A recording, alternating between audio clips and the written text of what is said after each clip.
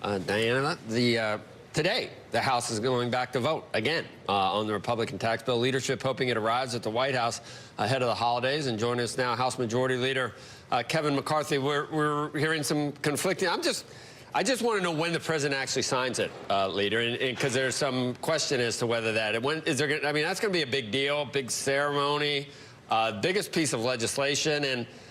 You know, it's still the end of the first year after all the machinations and, you know, hand-wringing and not getting anything done and all that. This would be a very big piece of legislation to cap off a first year that already has a stock market up 35% and a couple of back-to-back 3% GDP quarters already. So I don't know what everybody feels so crappy about. No, you got some of the lowest unemployments. You've got market at a new high. You had the regulatory. Actually, we did things no one's done before, from the Congressional Review Act, more than 15 times rolled back regulations. We will vote on this bill again. We love this bill so much we want to vote on it twice. Yeah. God, it's crazy, the divisive. That is, you know, Taylor Swift said, wow, I got everything I wanted in 2017. She's getting absolutely killed on Twitter because, I don't know, people are, I don't know, Charlotte's... People are, it just seems such a divide and so angry, but when you sit back and look, this is going to help all Americans, and from the standpoint... When's the president going to sign it, Leader? Well, we will vote on it, we have to enroll it, and then we have to send it to him, and then he has 10 days in that time frame. I think the president will be very excited to sign it. After we vote on it today, you'll see the House and Senate go down to the White House, do a little ceremony, but I think the president will pick the time and place. He's got a short time frame, but I think he should celebrate this signature, because for 3 decades, people have been trying to do this and have not been able to accomplish this. This is not only changing this country. Look around the world. It's going to make America competitive again, and that'll change the scope of where everybody else is as well. Leader McCarthy, we see the futures up this morning, some optimism in the stock market about this, but we also spent some time this morning talking about the potential cuts to Medicare if the signature goes into play right away. And is there a fix in place for that? Is there something that will make sure those cuts don't go through? Yeah, that is more a fear of what the Democrats are trying to spread out. I remember what Pelosi said. This is Armageddon. This is the end of time. And then if you look at what some of the senators said, they put a lot of different Pinocchios out there. They got the most 4 that you could give for somebody that talks about this bill. What this bill is simply going to do is double the standard deduction. An average family of 4 that makes $73,000 is going to save more than $2,000 in tax. Everybody starting in February is going to see an increase in their paycheck because of the deductions of where they are. So just check your check, and more importantly, look at where small businesses will be. There'll be more entrepreneurs. Look where the corporate rate's going to go to 21. How many times do you talk every day on the air where you talk about a company leaving America because of our tax code? You're going to start reporting of people coming back to America. And that's the difference we're going to find. They're not even talking about the trillions of dollars sitting overseas with repatriation. You're going to see a lot of that back in, the market up. A lot of people in their 401ks, not even the price going up, but the dividends they're going to be paid through this. I'm sorry, this is separate than the tax bill, though. This is the cuts that would be kicked into place by the tax bill because of the issues to the budget, what that might mean, or to the deficit, what that might mean, the cuts that would then kick into Medicare, and it looks like a fix may not be in place till next year. I guess I just want some clarity on that. Okay, the clarity you're going to find here is the Republicans have been wanting to have this fixed for quite some time. When Obamacare went in, it cut Medicare. It is not sustainable Medicaid of where they put it through. We have been trying to make our entitlements sustainable into the future, and you cannot ignore the problem. You can continue to ignore the problem. You won't have the solutions to solve it. I think this is a place that you'll find Republicans' ideas already put out there. We got to find a compromise where both people can come together so the next generation will be protected. But this fix will be voted on, from the latest I've been reading on, is it January 4th or 5th?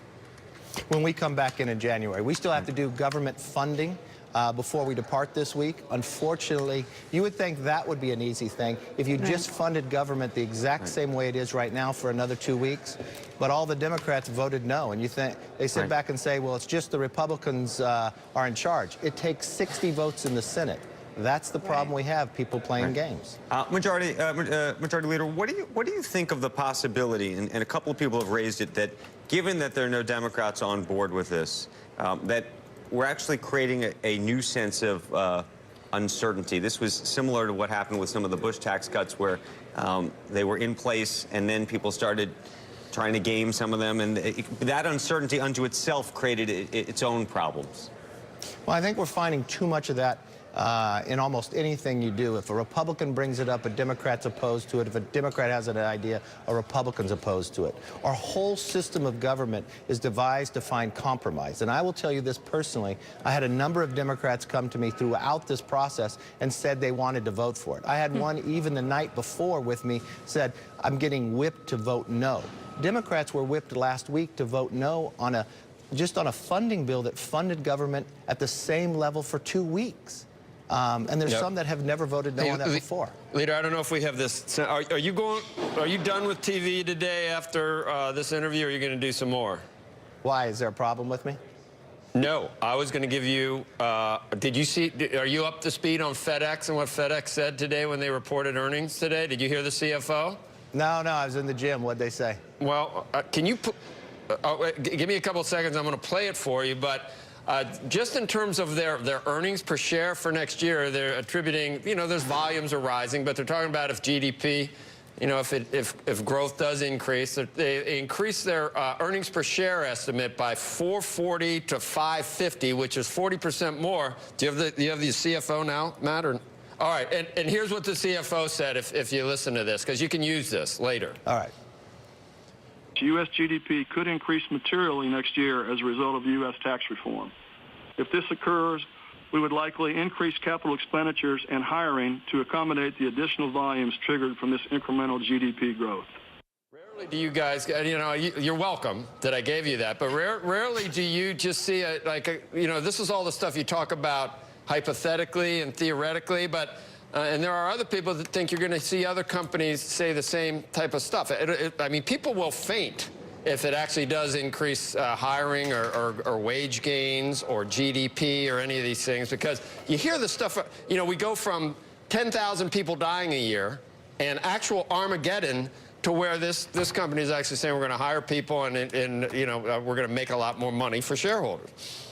Look, this is the start of America's comeback. This is an opportunity for so many others to start small business, but you're seeing real-life examples just with that. You saw Broadcom announce that they're coming back to America because they left because of the tax code. We're going to see example after example throughout the rest of the year, but we have more to do.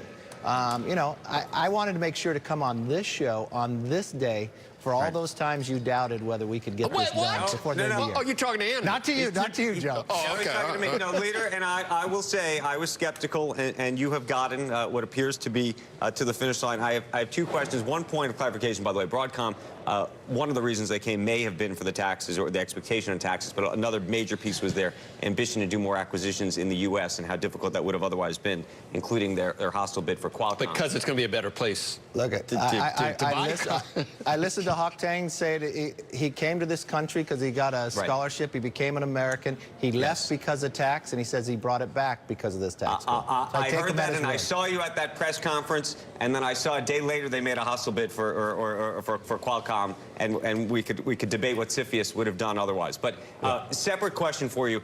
How do you think the public should think or feel over the next 6 or 8 months if we hear a lot about either people moving from either blue states or salt states, if you will, to other states? I imagine we're going to see headlines about that.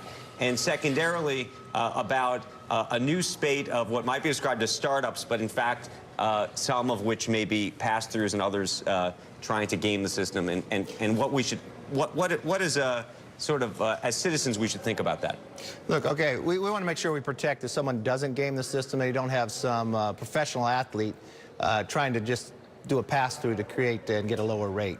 We try to protect that, but we'll continue to look at this tax code for any corrections we've got to come back and look at. I happen to come from a blue state, California. You look at the latest statistics, people have already started moving out. We lost Toyota. We lost my neighbors down the street that had a small business with just 20 employees because you had a 13% state tax. That is already happening. What I hope happens in this, because even if you're in a SALT state, you are getting a tax cut, but I talked to our governor in California. You know what he did this year? He now has California paying the highest gas tax in the nation. Our gasoline costs $1 more a gallon than the state right next to us. They continue to raise the taxes instead of creating a new way of lowering the taxes like the federal government is doing and create an incentive. So how many people do you know who've moved out of New York? Not for any other reason than the tax itself. Hey, Leader, you know, President Trump, against all odds, on a populist message, got into the White House, and part of that populist message was not cutting entitlements. But we know that someday they got to be addressed, whether it's mean testing or however you want to do it. And, you know, we're playing around with this, what we're doing now, and we're not even addressing the lion's share of government spending, which we can't even touch. You think that once this is done, then you can tack to that? Can you get him to look at that? Because it was populism that got him there, and he's guaranteed, you know, elderly people, there won't be, you know, Medicare staying as it is, Social Security. But sooner or later, we got to figure that out, don't we? Will he be on board with that? I believe so, because if you do nothing, the entitlements will not be there for the next generation. That's what I mean. So is it easier to solve this entitlement problem for a future generation in a growing economy where our growth is over 3%? I think you have more options and more solutions to those problems. So I believe, yes, you'll find it, because this is a big problem. It makes up 66% of the entire budget. When Ronald Reagan was president, it was just 25%. You've got to do something about it if you want to make the next generation have an opportunity. What did we decide about Paul Ryan? Is he really leaving, or are you going to... He is not leaving. He said it. Look, I'm the closest to Paul Ryan as you can get. He's doing a tremendous job. The only reason people started talking about it, because how hard he has worked to try to make tax happen. I wouldn't stay. If I were you or him, I wouldn't stay. I'd get, you know, I'm watching Canner, you know, doing all these big deals, raking it in. I mean, that's the best thing that ever happened to him. Both of you guys ought to... I don't know, what do you get? Huh? There's more to life than money. And I think it is an unbelievable honor to walk in here every single day. Okay. And look at what we were able to do today. To be able to have a vote like this and be a part of this Congress, to be able to make it happen. It hasn't happened in 3 decades. And so many people have tried before us. And how much opportunity we're going to give to other people now. Because you guys are young guns. I saw that book. you and Ryan are young guns. Young guns don't retire. And we didn't even get any money from that book either. We gave it all away. You were a young gun. But, all right. But you look good on the cover of that, you two guys. All right. Leader McCarthy, thank you. And you can use that soundbite if you go, but I prefer if you didn't go anywhere else. You had to come. Because this show was most important, you said, to come on. That's right. Okay, good. All right, thanks.